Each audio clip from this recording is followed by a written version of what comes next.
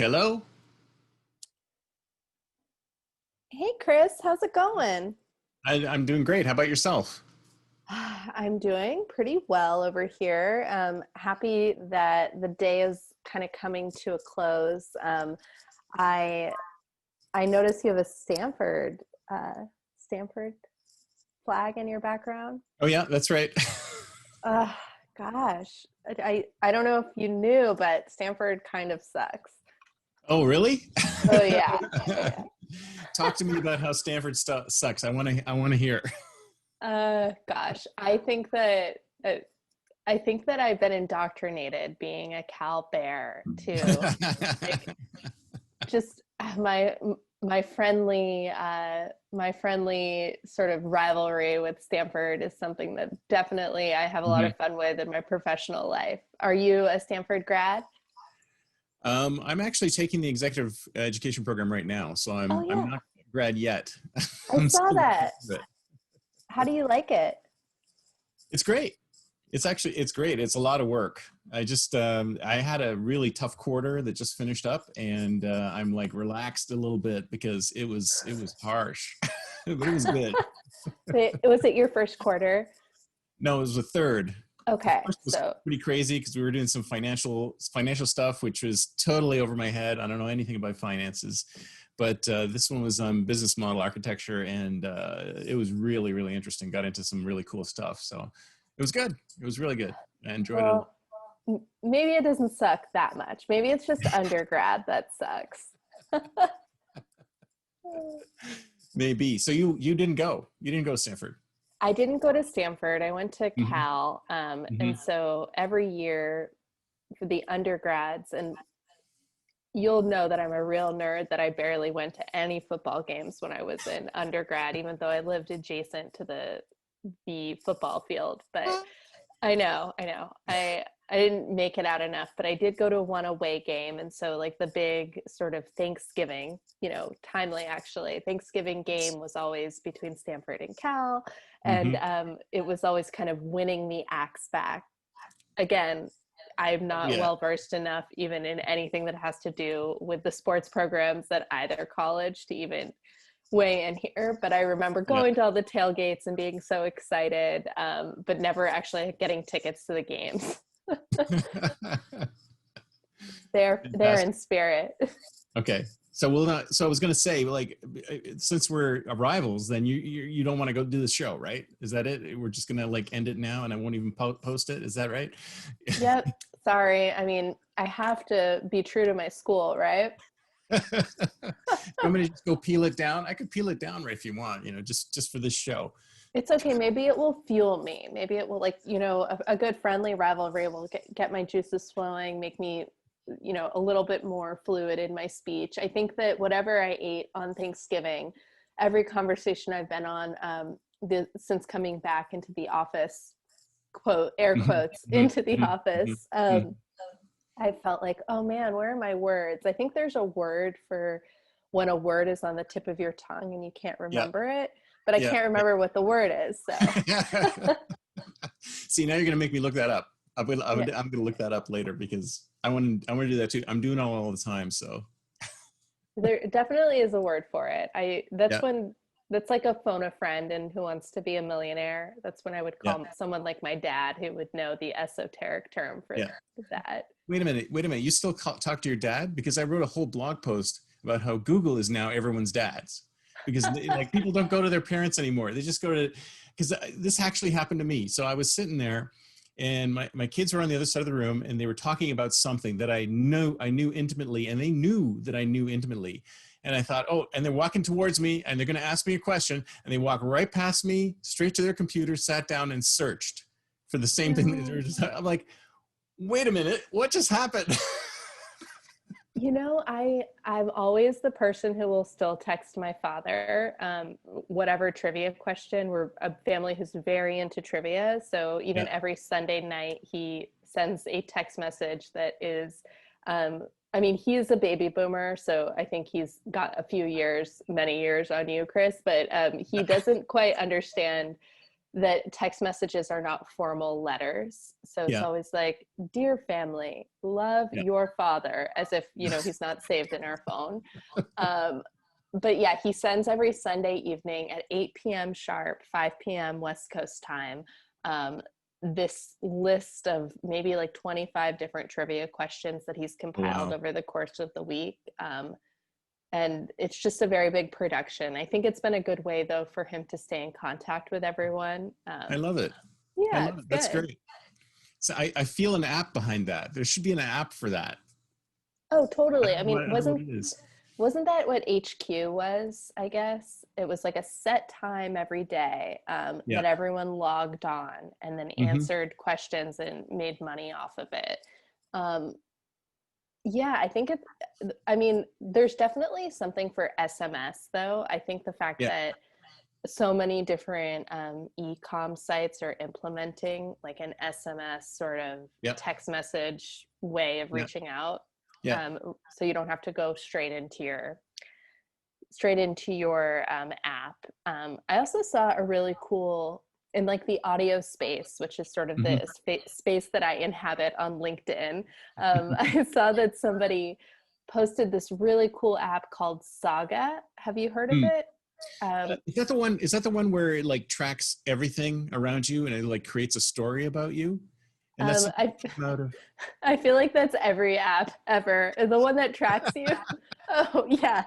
I don't know, but Um, this one came out of Paul Allen's like lab up in Seattle, right? You know, the co-founder of Microsoft. Is that the same maybe, one you're talking about?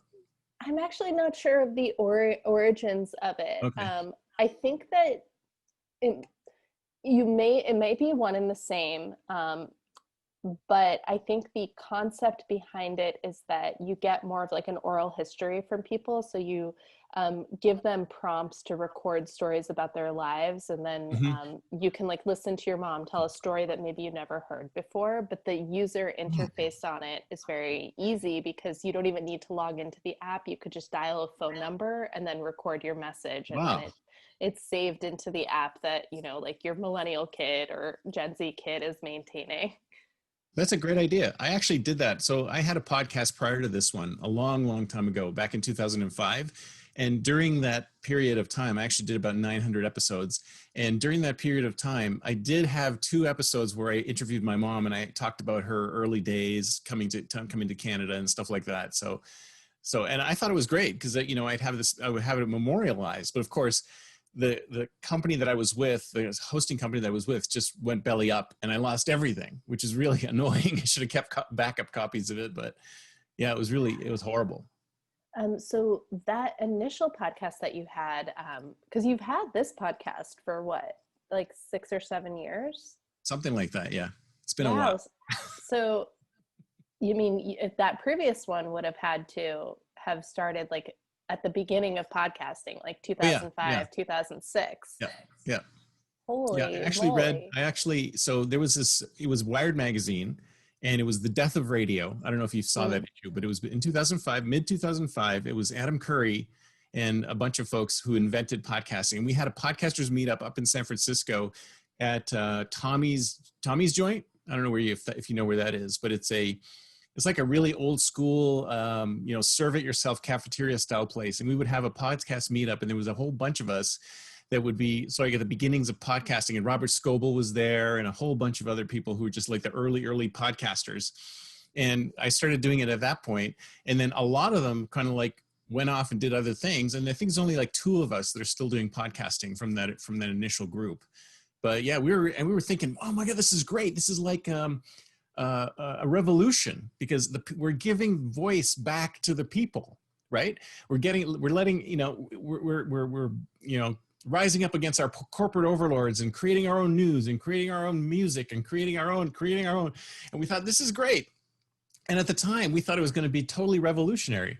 And then, of course, here we are, like 15 years later, and it's like, oh man, it's been corporatized just like everything else. So you can't win, right? It goes in a cycle. People create something, government suppress it, then it gets corporatized, and it's just no. And then what's the next thing? What's the next platform? Sorry, Yeah, I'm it's ranting now. no. I mean, like you're speaking my language. I think it's very interesting too to think about how so much of early audio was these, these personalities that people developed a following for.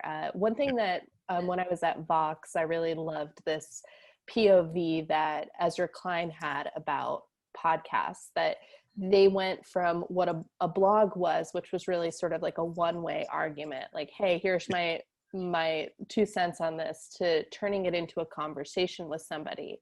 And Yeah. so this is probably not news to you, but I do really feel that podcasting stemmed from the success that some personalities were having in this blogosphere to Hmm. something that was a little bit more tangible, more open and inclusive, because it invited people into the conversation. Yeah. Um, Yeah. but Well, yeah, I do. in fact, Oh, go ahead. the fact that it was just regular people who were doing it, Mhm. right? It wasn't like radio personalities or, people had to be vetted by this corporate or that corporate. It was just, a regular person sitting at home, downloading their freeware copy of Audacity and just recording themselves, doing whatever, and then putting it up online. And then at one point I was railing against the whole concept of it being called a podcast, because people are like, what is that?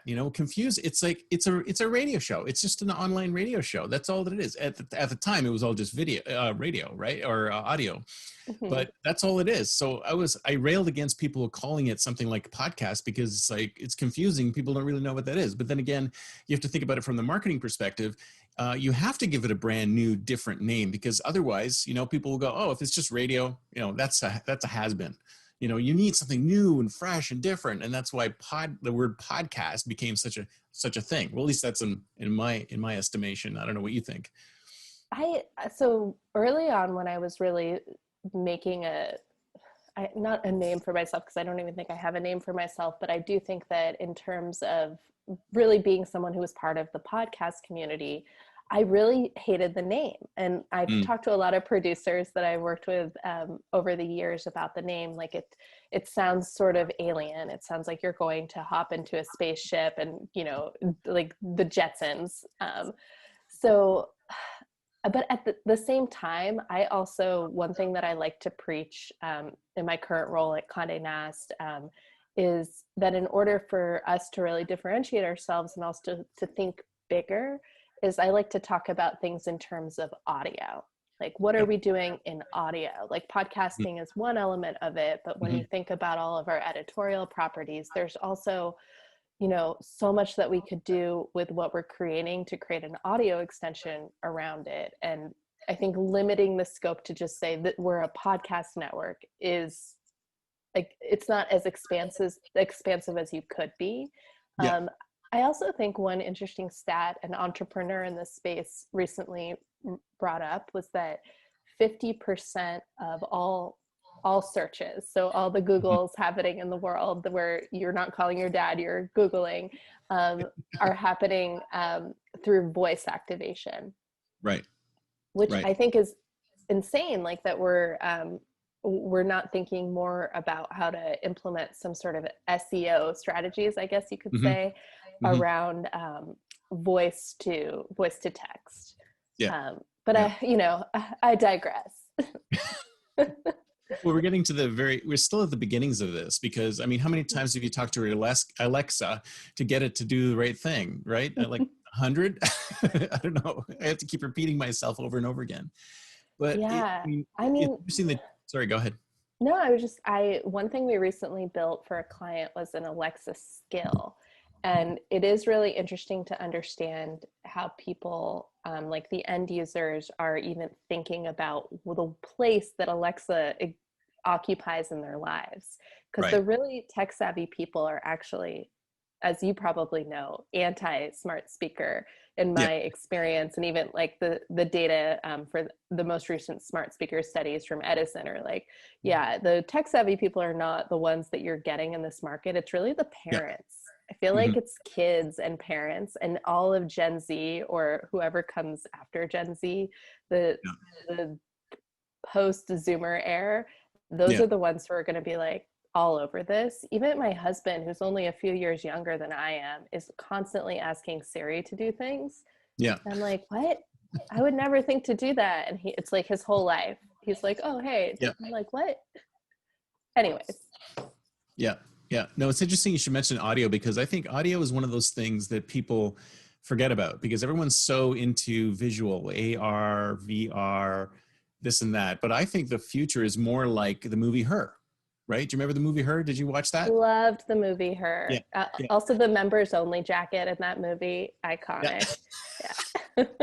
I mean, okay, but I guess I just proved your point, or disproved your point, visuals. But back to audio. Yeah. But I mean, the concept of I think the thing is that everyone's going, oh, you know, we're going to have AR glasses. AR is the thing, right? And you read all this science fiction, it's the same thing. It's like, we're going to have this thing in our face that's going to show stuff to us while we're looking at other people, etc. But I think having those in front of you kind of breaks the communication lines between you and the other person. Whereas if you have an earphone in your ear, you know, you can still talk to them, and this thing in your ear can actually, you know, work at the same in the same parallel bandwidth as you talking to somebody. So it doesn't break the flow of communication between you because it's not visual, but you can get the same power out of it through an auditory connection. So augmented reality, I think, is something that can be experienced through audio. Just kind of dovetailing on what you're saying, Chris, is if you go, have you ever listened to the 99% Invisible episode that is the tour of, I believe it's the Guggenheim?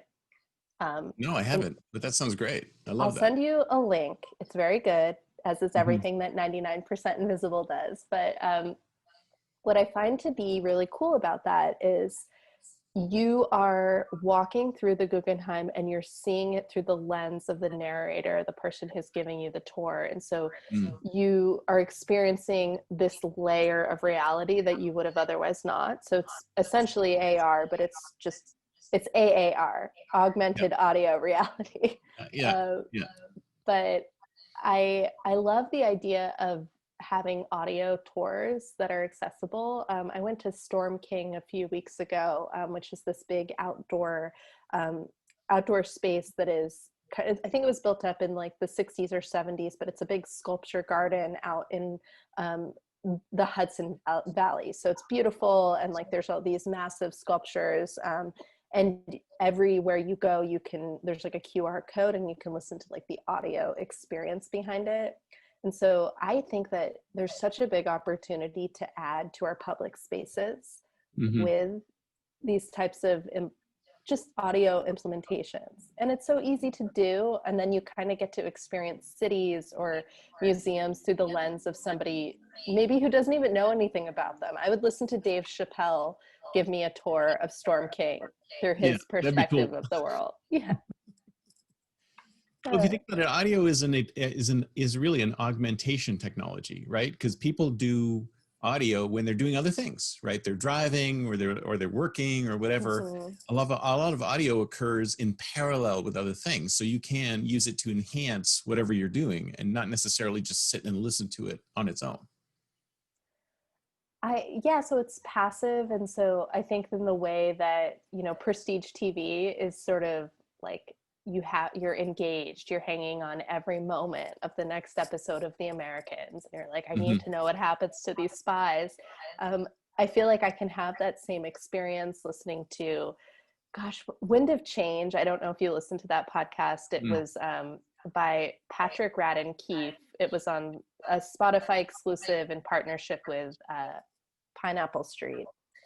And that was like this whole expose on like a CIA cover up. And so I could, you know, be at the gym or, you know, walking the dog if I had a dog, and having the same experience that I would just, you know, consuming The Americans, which I'd have to kind of be fully attentive to, but without all the bells and whistles. Right.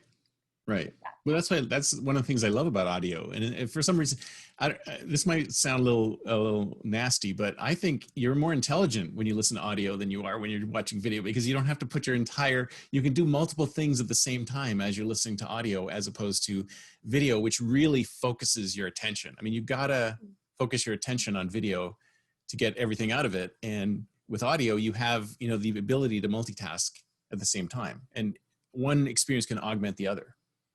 I also think that your brain has to do a little bit more work, similar to when you're reading a book, to Mhm. visualize who these characters are. So it really is asking you to do the type of work that you would when, as a kid, when you were reading Harry Potter before all of those movies came out. I had such a vision of who these characters were. And Yeah. so it's sort of the same thing. Even when I listen to like Up First in the morning, I Mhm. have this idea of who like Rachel Martin is. And so Mhm. it's so funny though when you like see a picture on like Twitter and you're like, oh my gosh, I totally thought you would look like that or you would be Yeah. like that in person. Yeah. Like a Terry Gross, for example, I'm like, that's who I thought you would be. Mhm. So yeah, it's very I think it's especially good for kids because it makes them use a part of their brain that they otherwise could turn off if they were just always in front of a screen. Um, there's one podcast network that's sort of growing bedtime stories for rebel girls. I don't know if you're Mhm. familiar with it. No, I'm And not. There's so much of it now. It used to be such a tiny little community, and now it's just exploding. It's exploding. and the So, formats are really changing it up. I think that the one bet that I would place, and I think others have too, is the emergence of fiction. mm, Um, and I don't come to audio, or I haven't historically come to this medium to experience fiction, but all of the tenets of a really powerful docu-series could be executed through like well written and well executed fiction, I guess you could say. oh yeah, Um, absolutely. And if you think about it, like it leverages your imagination. Is exactly what you're saying about a book, right? A really well mhm. done audio series will probably be even more emotionally connecting to you than the video, because you're totally actively connected to creating the story yourself visually in your head. Like the audio is just one piece of it, and the rest of it is you creating it.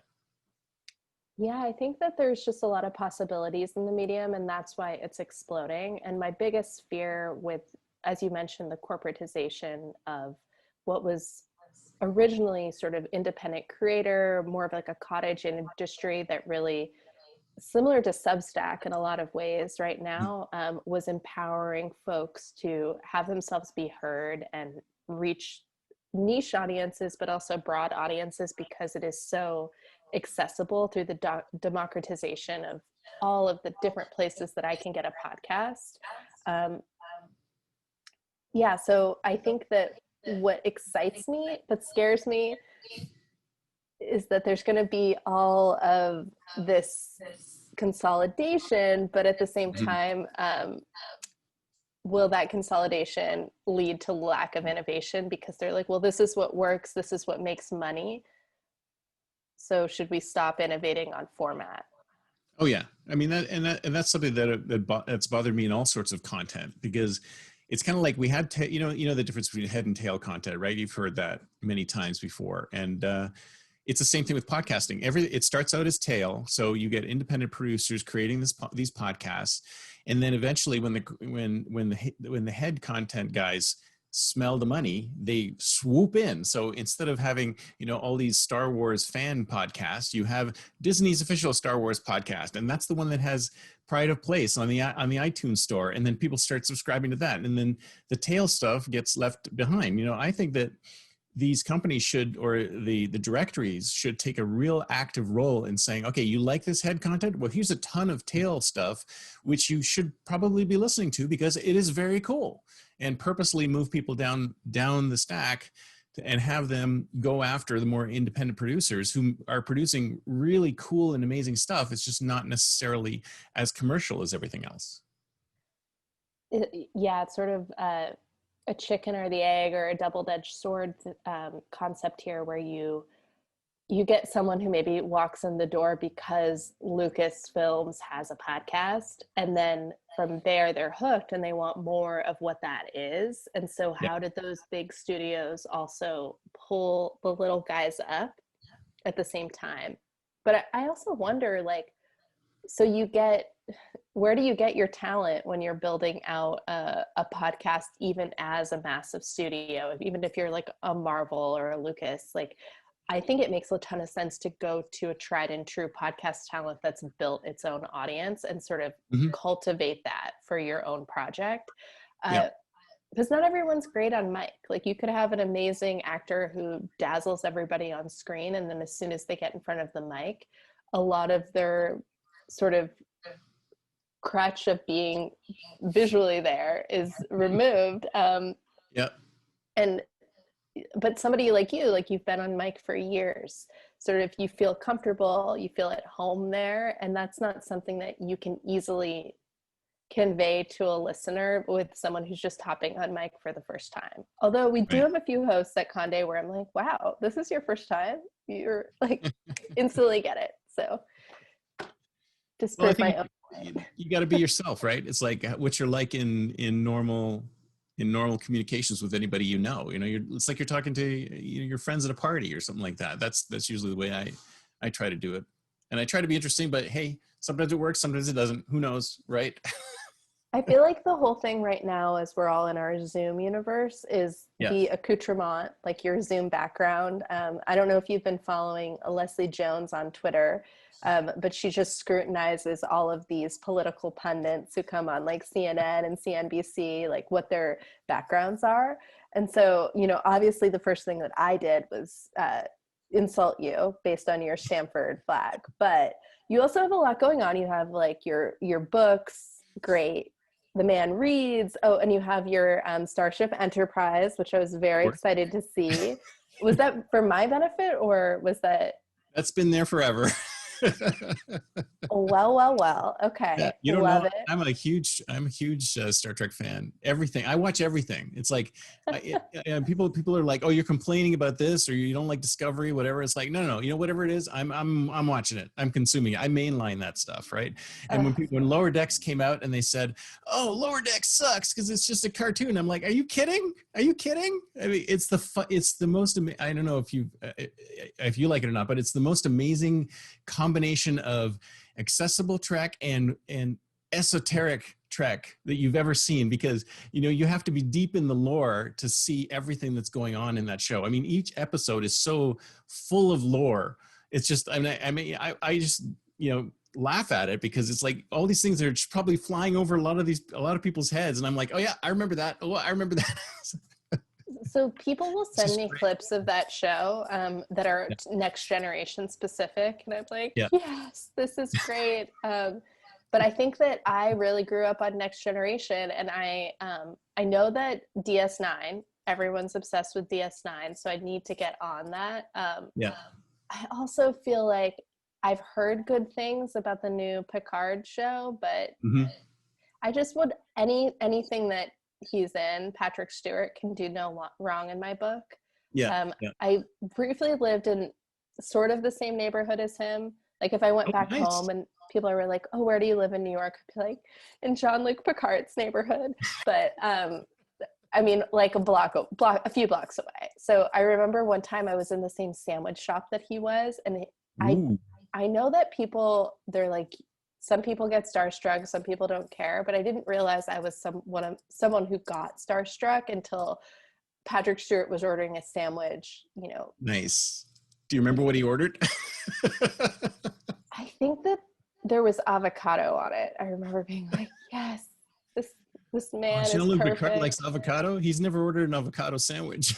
I know. Replicator. Also, he's also someone who, at the end of the day, is French, but has a British accent, and so much. There's a lot going on there. One of my favorite episodes is the episode where he like is knocked unconscious for like 10 minutes, and then lives an entire lifetime and like learns how to Inner Light. And then there was the follow-up episode to Inner Light, but it was it's just like one of those moments where you're like, what? Just everything about it, and the idea that he could suffer like the torment and agony of like losing this life that he never truly lived. It's like a simulation.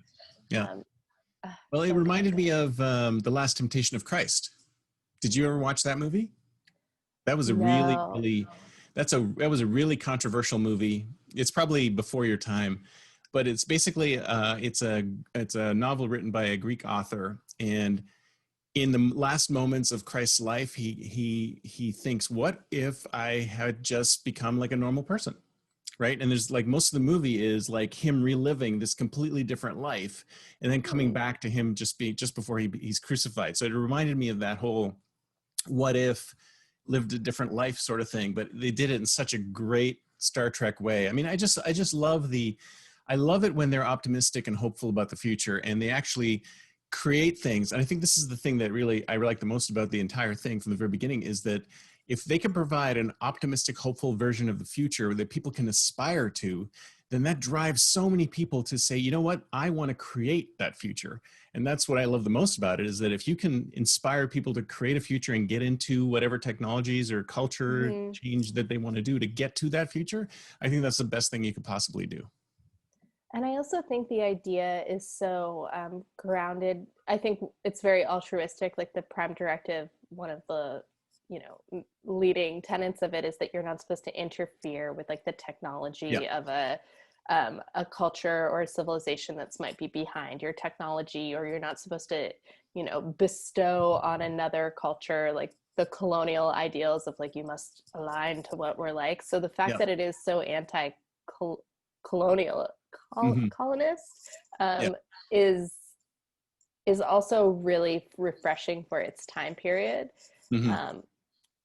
But it also feels very relevant right now with a lot of the social movements that are so prescient for our whole country. Just like the idea that we would move forward in such a way where it's less about there's this one right way of existing and being, and it's more about just people, and like the idea that money no longer exists and that all the energy is renewable.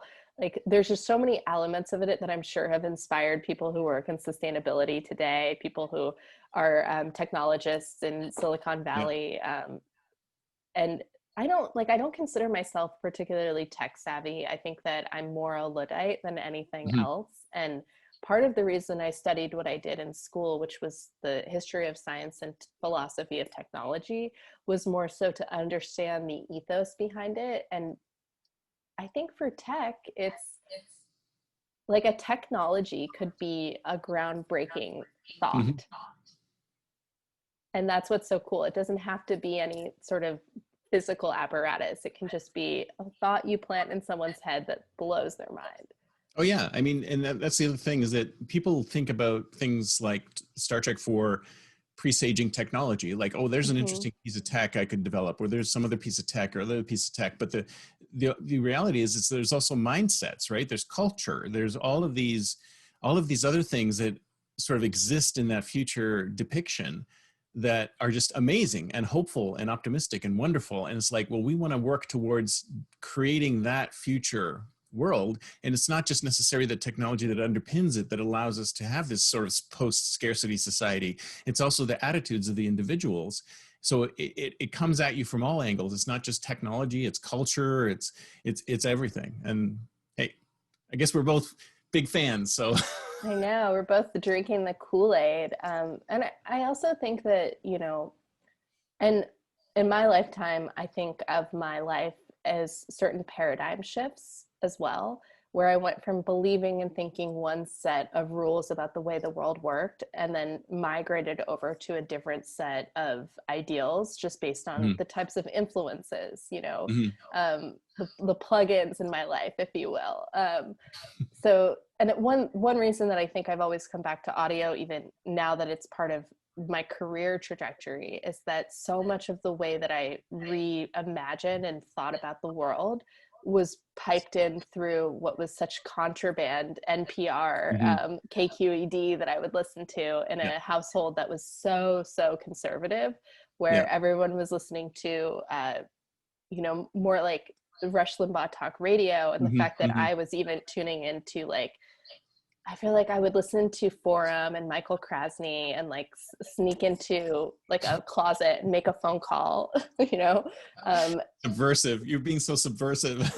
so subversive. And like for someone who grew up in the Bay Area, I'm sure that wasn't weird for most households, but I have like a very traditional conservative family that had moved there from the East Coast and sort of supplanted themselves down in this notoriously liberal part of the country. And, you know, it is so much of who we are is really based on that foundation. And I think a lot of people never really break out of what they're taught. Like they're taught one thing and then they use that. And so I just feel grateful that I was able to learn so many things growing up, and then unlearn.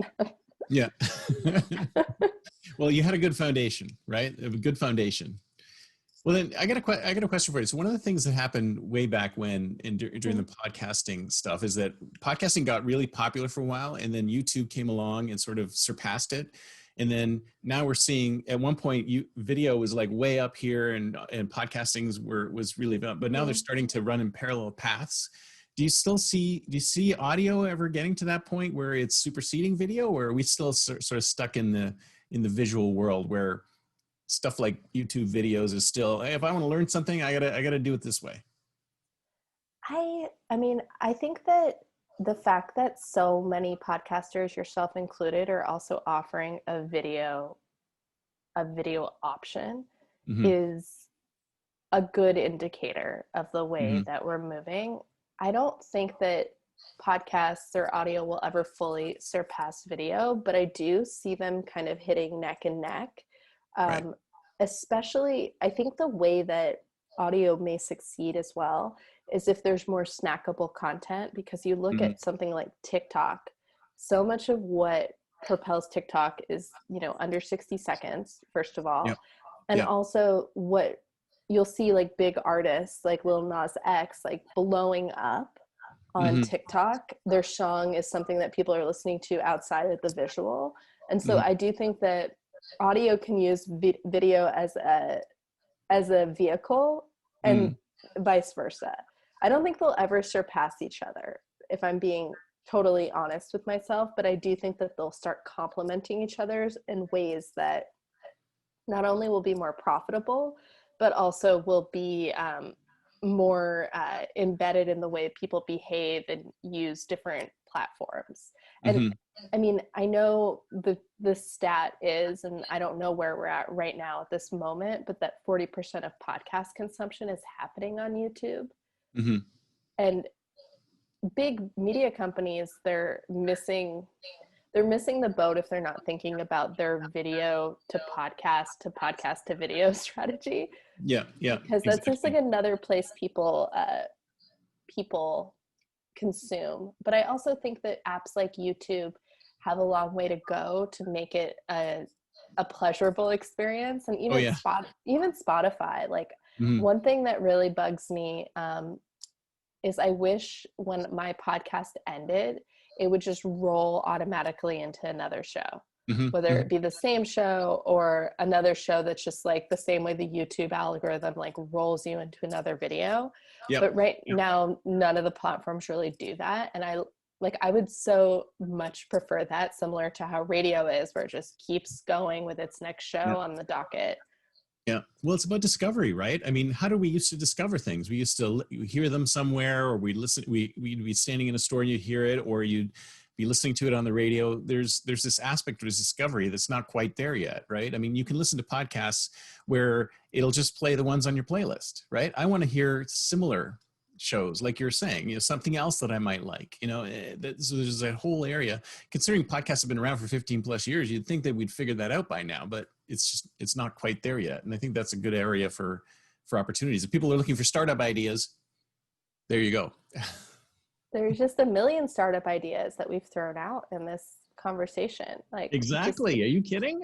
Please send us your checks when they're ready. Well, okay. You mentioned something about hosting a wedding on Zoom. How did you do that? I want to hear that story real quick. Sure. So I got married in July. Congratulations. That's great. Thank you. It was definitely, I got engaged in May and then married in July. Wow, that's a quick one.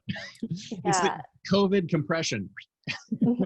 Totally. And my husband, which is so fun to say, like newly married, I can just like, well, my husband says this or thinks Hmm. this, or Hmm. um, he and I were both in kind of a situation where he was wrapping up his grad school program, and it didn't really make a ton of sense from a healthcare perspective to like pay for a whole new policy. So I was like, Right. come join my policy, but Yes. also I love you. This would have happened eventually. Um, That's a side effect. The long yeah, part is the important part. 100%. Um, so, we use Twitch, which for the DJs in the world or anyone who's Yeah. ever tried to stream a live event. I love Twitch. Twitch is I awesome. loved Twitch is Twitch great. is great. It's so Mhm. good. And it's so much better than Zoom in the sense that I didn't have to be in a wedding and also be tech support for like Yeah. my distant aunts and uncles. Um, but yeah, I thought it was good because everyone can sort of log in and watch, and Mhm. it's passive. So Mhm. you don't have to, there's not much engagement if you don't want it to be like Yeah. that. Yeah. But yeah, we went down to Riverside Park. If you've ever seen the movie You've Got Mail, it's the Hmm. part where Tom Hanks and Meg Ryan decide that they're going to date, and they go to the park with the dog. And so we went to that same part of the park. Nice. Very few people. It was probably like 7 of us. Two of our friends carried the hoopah around to like set up the hoopah, and it was very hot. It was like 95 degrees, Oh, and geez. I know. So we were all melting, but it was so great. Like Yeah. the thing that always made me so nervous about getting married was the idea of having to put on a show in front of a bunch of people. So it was Right. kind of, and my father loved it because he got to sit on his couch and have a 250 person wedding without paying a dime. Um, his favorite thing that ever happened, I'm Just sure. wait till the COVID's over. You might still be on the hook for something. We'll see how it goes. But yeah, I highly recommend a virtual wedding. It was very special. We set our vows. We have also, what was kind of cool, speaking of, AR or virtual reality, is I can go back and watch my wedding video and then see all of the comments that people who Oh, were tuning in had. that is And the way to have a wedding. I mean, isn't why? that That is fun? the most fantastic way because, like we got, I've been married, we've been married for 12, 15 years now. And Mazel tov. That's thank great. you. And we just had video, right? And if we had the commentary plus the video at the same time, Twitch is totally the way to do that. I love it. That's such a phenomenal idea. Everybody should do that because you get, if you think about it, you can get the individual, people together, and then people separate, and you get both the online and offline happening at the same time. And I think that's the most powerful way of doing it. So that's phenomenal.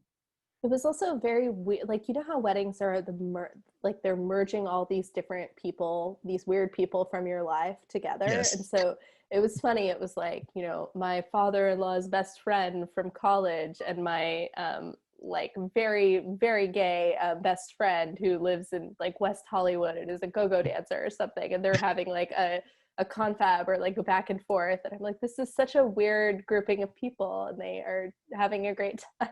But That is the okay. best. That is Um, the best. I love it. yeah, it's good. It was good.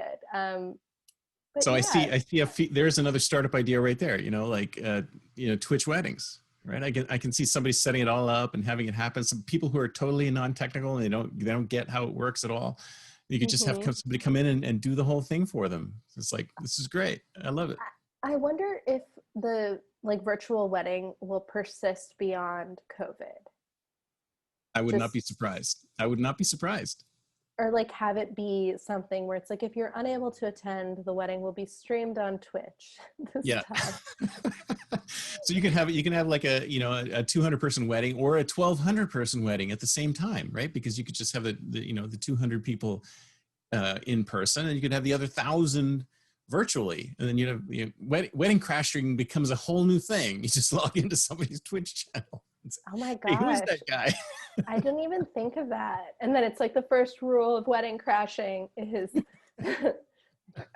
I'll brainstorm on that. But I can Yeah. see that being an entire I I can see that being an offshoot, especially there's certain friends of mine that have, had to have like 5-day massive weddings Yeah. where it's just sort of like the standard of how their family does it, and Yeah. invite every person they've ever met on the planet.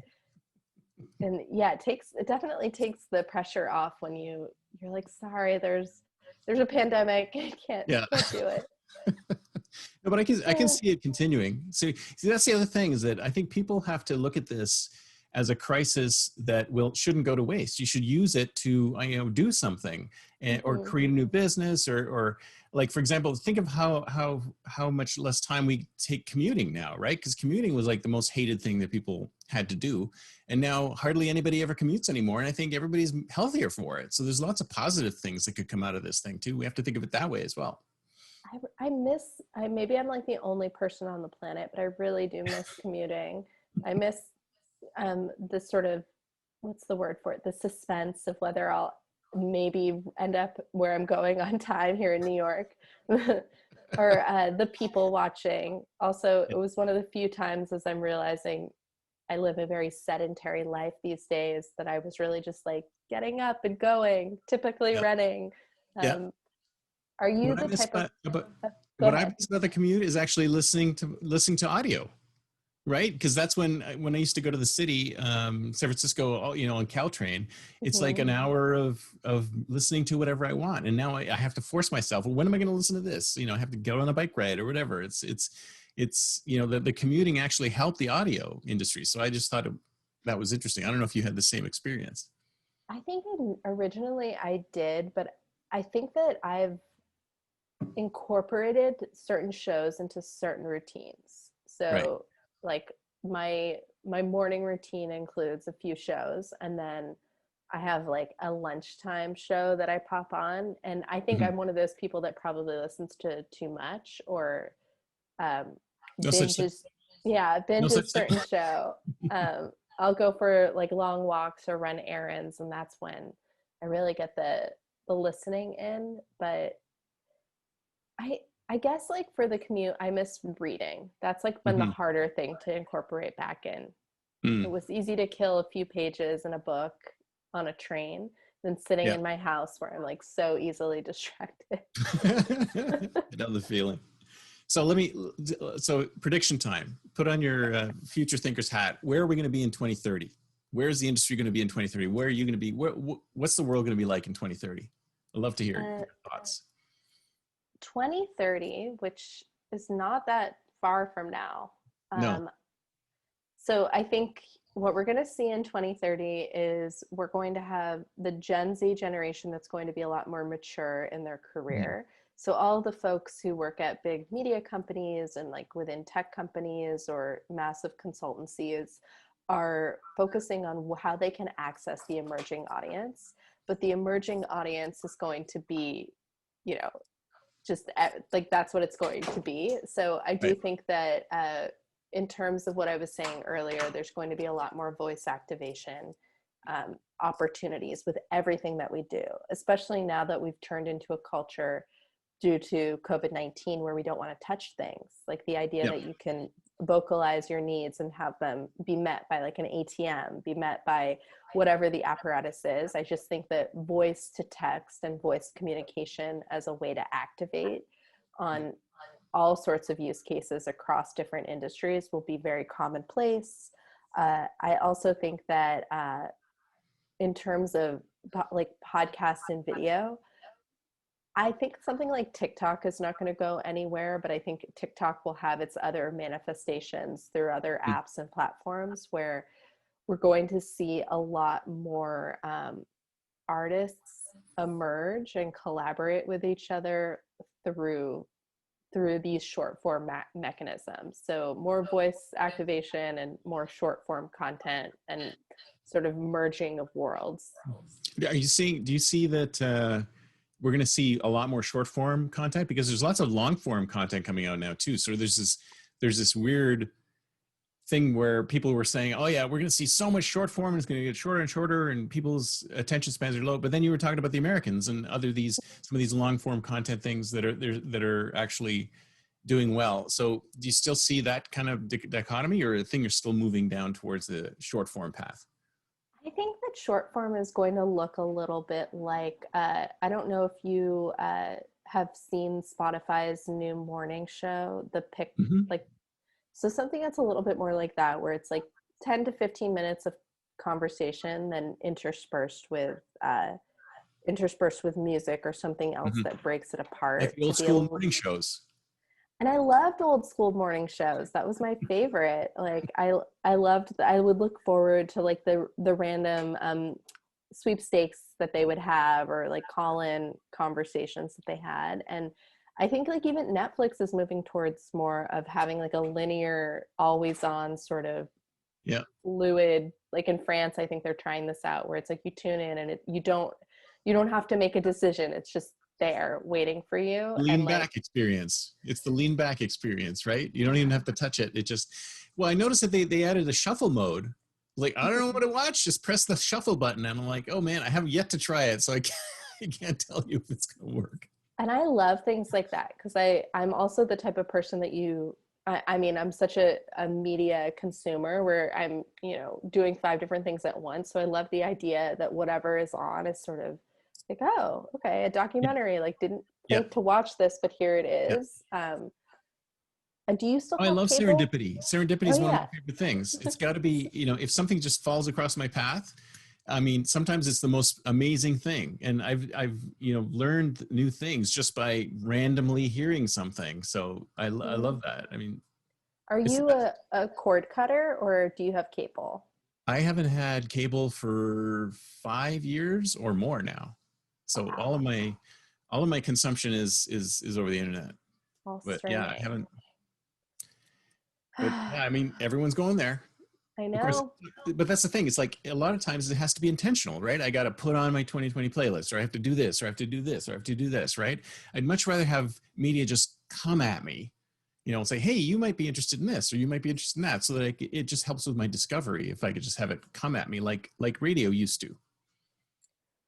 I also wonder I think everyone's suffering from overexposure. Sounds Mm. like we're all hypothermic over here, but like we're all suffering from, I'm like constantly on my phone. And I wonder if there's also going to be a movement towards how do we retract, like kind of what's the like Thoreau or the transcendentalists who like went into the woods and like Yeah, removed themselves, and yeah. I think that might be Walden. coming.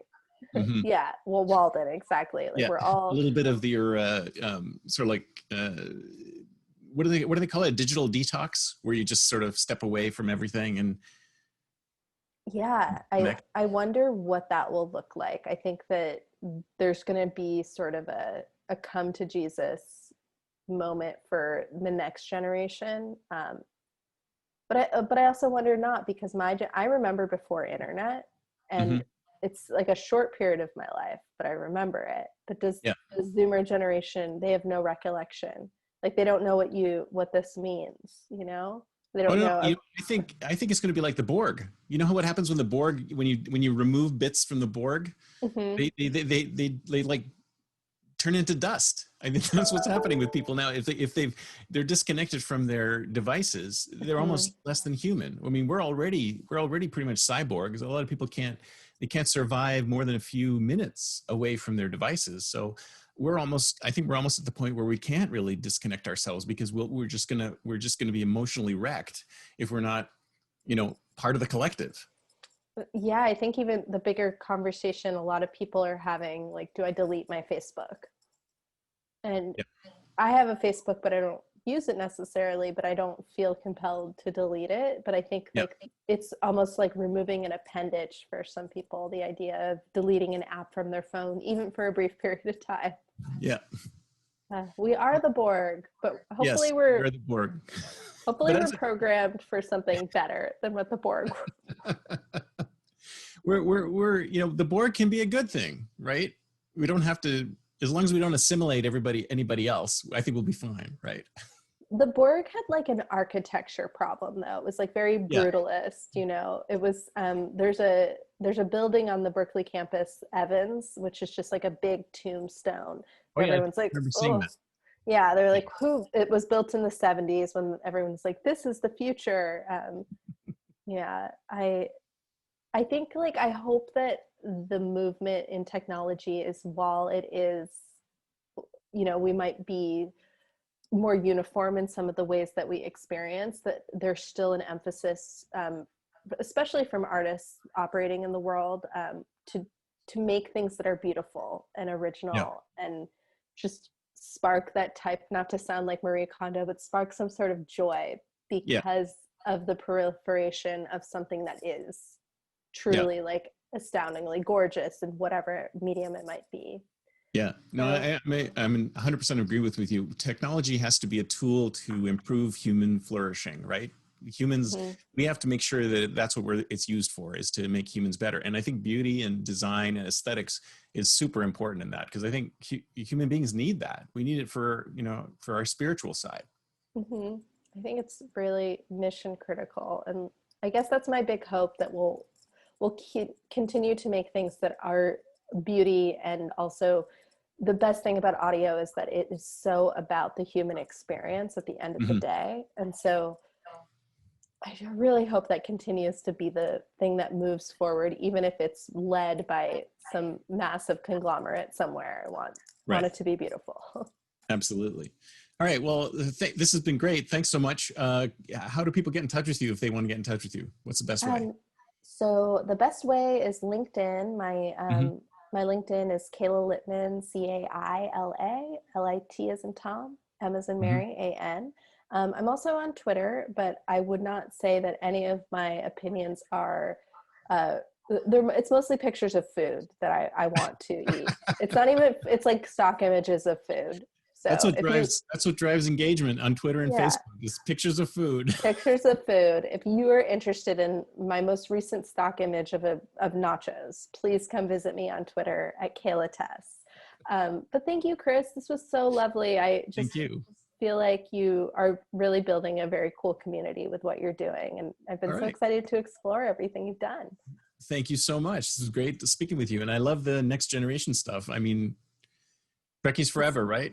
I know. Do you have your, oh, there Yeah, it absolutely. Are you kidding? is. I've been able to do that since forever. So It took me a while, but I'm there. I'm finally there. nice. All right. Thank you so much. It was great talking with you. Have Talk a to you good later. one. You too. Bye. Bye.